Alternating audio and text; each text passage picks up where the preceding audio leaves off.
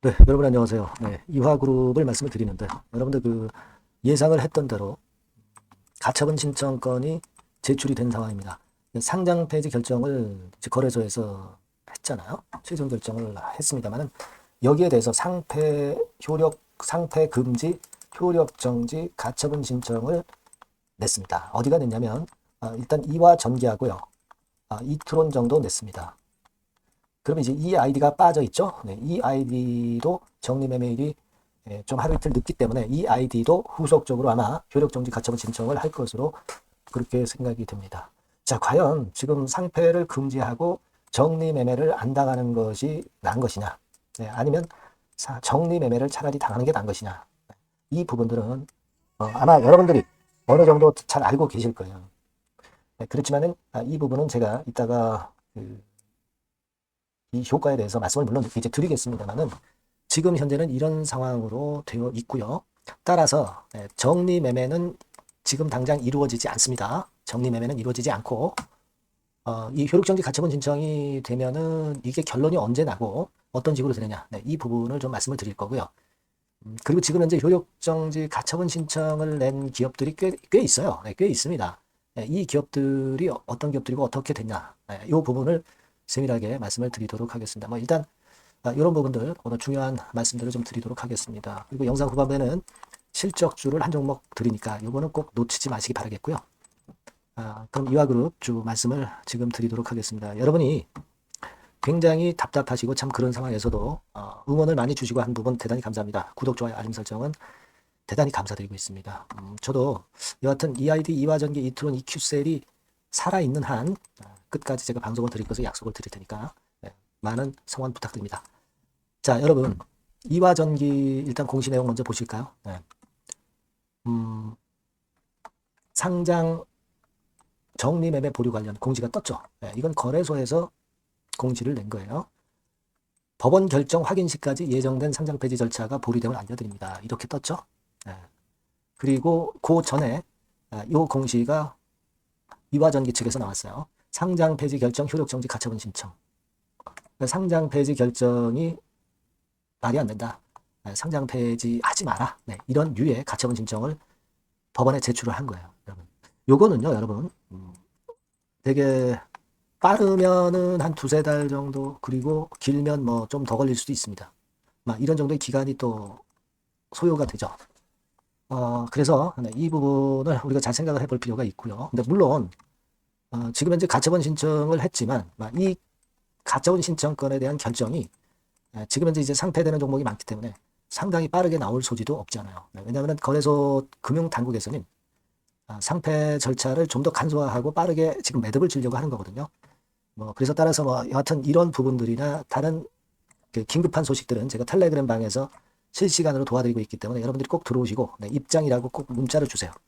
그래야 제가 실시간으로 전달해 드리고 실시간으로 어떤 사인을 드릴 수도 있고요. 네, 그렇습니다. 꼭 입장이라는 문자 달라는 말씀 다시 한번 드리고요.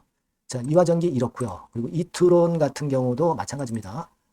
같은 패턴인데 결국은 가처분 신청 냈고요. 이런 식으로 이트론이요. 그죠? 이 아이디는 정리매매 기간이 좀 하루 이틀 정도 늦다고 말씀드렸죠. 따라서 이 아이디 같은 경우는 아직까지는 그 건에 대한 공시는 나와 있지 않지만 곧 나올 것으로 그렇게 판단이 됩니다. 이 아이디 같은 경우도. 여하튼 뭐 지금 입장에서는 거래가 정지됐을 뿐이고 분명히 상장을 유지를 하고 있습니다. 상장을 유지를 하고 있어요. 이거의 장단점은 제가 이따가 말씀드릴게요. 유지를 하고 있고 정리매매 안 되고 있습니다. 그런 상황이에요. 지금 제가 일전에 말씀을 좀 드렸습니다. 쌍방울 광림 요거 말씀드렸고 조강 ILI하고 대우 요것도 좀 말씀을 드렸는데 지금 이제 쌍방울 같은 경우도 이제 가처분 신청 제출하려고 하고 있다고 말씀을 드렸죠. 네. 아직까지는 쌍방울에서는 그 가처분 신청 냈다는 공지는 아직 안 나와 있습니다. 이것도 이제 오늘까지 얘네들도 내야 되고요.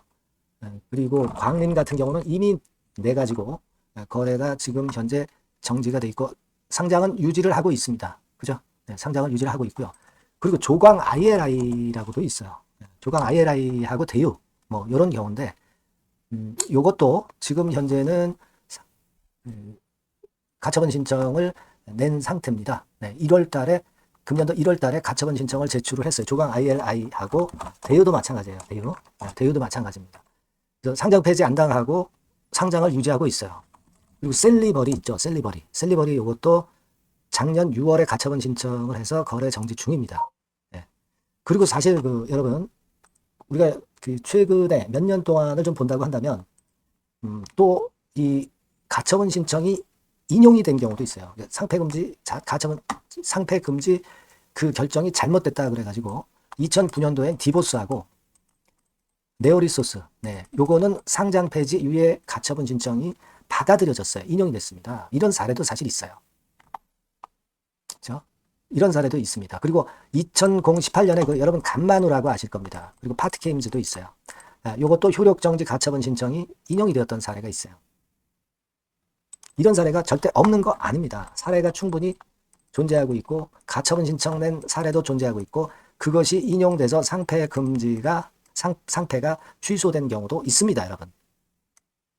그러니까 우리가 뭐 그런 경우를 앞으로도 물론 기대를 할 수도 있어요, 여러분. 그죠? 기대를 충분히 할 수도 있고 좋은 결과가 나올 것에 대한 기대를 충분히 할 수 있어요. 근데 최근에 정부의 의지가 상장 폐지를 간소화하고 좀 상장 폐지를 많이 시키려고 하는 그런 기운이 있기 때문에 이 법원이 어디에 손을 들어줄지는 아직은 좀 미지수입니다.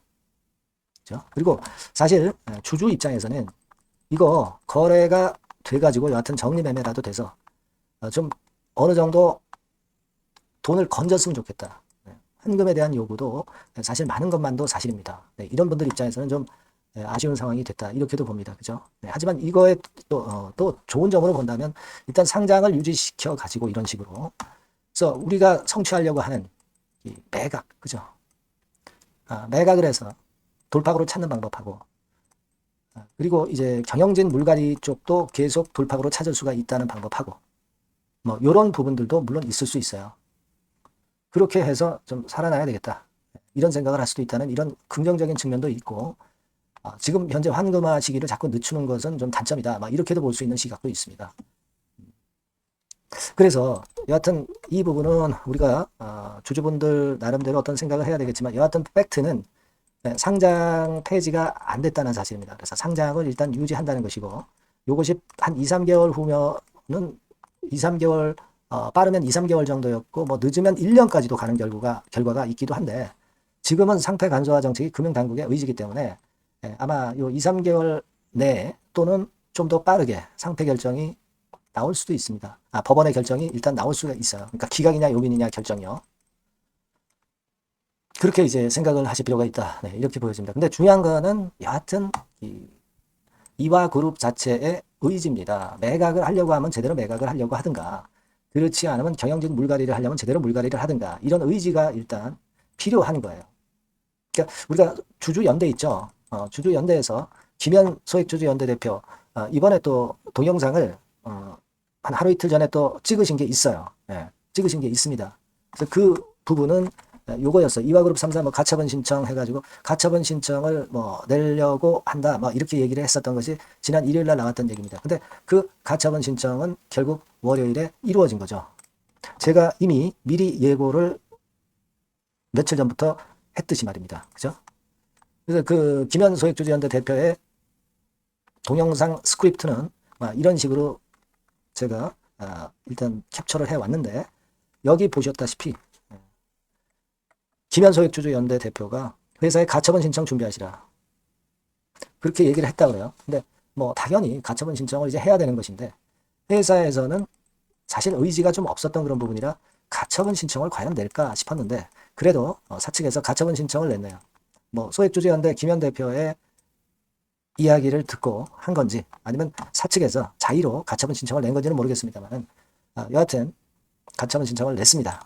그래서 그 소액주주연대 대표 동영상의 내용도 지금 현재 좀 말씀을 좀 드렸습니다. 그래서 사실은 제가 정리매매 들어갔을 때 우리가 어떤 식으로 이렇게 하자 이런 말씀을 드리려고 했는데 자 지금 현재 여하튼 상장 유지가 됐기 때문에 정리매매권 말씀은 지금 드리는 것은 의미가 좀 없어 보이고요. 여하튼 요 상장 유지가 된 이후의 상황에 대해서 제가 그 새로운 정보가 여하튼 들어오는데요. 여러분들한테 바로바로 말씀을 좀 드릴 거예요. 그렇게 하자면 매각건이나 경영진 물갈이, 이 부분이 이루어져야 된다는 것은 자명한 거고요. 아시겠죠? 이 부분에 대한 후속적인 재료는 제가 계속 말씀을 드리도록 할 겁니다. 여러분들이 이 번호로 EID 또는 이화전기, 이트론, EQ셀이면 EQ셀 이렇게 문자를 주시면 제가 최선을 다해서 이와 같은 정보 꼭 드릴 겁니다. 그리고요, 아까 말씀드린 대로 텔레그램 방에 도움을 좀 받으시는 게 좋습니다. 실시간으로 정보를 받아야 유용하죠. 입장이라고 문자를 꼭 주시면 지금 이후의 후속 상황에 대해서 실시간으로 또 말씀을 드릴 거예요. 꼭 입장이라고 문자를 주셨으면 합니다. 아시겠죠? 자, 그리고 제가 이 실적주 말씀을 드린다고 그랬습니다. 실적주, 요거는 여러분들이 꼭 놓치지 마시고 하셔서 이화그룹에서의 손실을 꼭 만회를 좀 하셨으면 좋겠다는 생각입니다. 지금 말씀드릴게요. 네, 실적주입니다. 이번에 기대가 크게 되는 실적주에 대해서 소개를 드리려고 해요. 자, 주가는 6,000원에서 한 12,000원 사이입니다. 여러분들이 공략하기 좋은 가격대죠. 섹터는 이제 너무 소형주도 아니고요. 너무 대형주도 아닌 중형주라고 보시면 됩니다.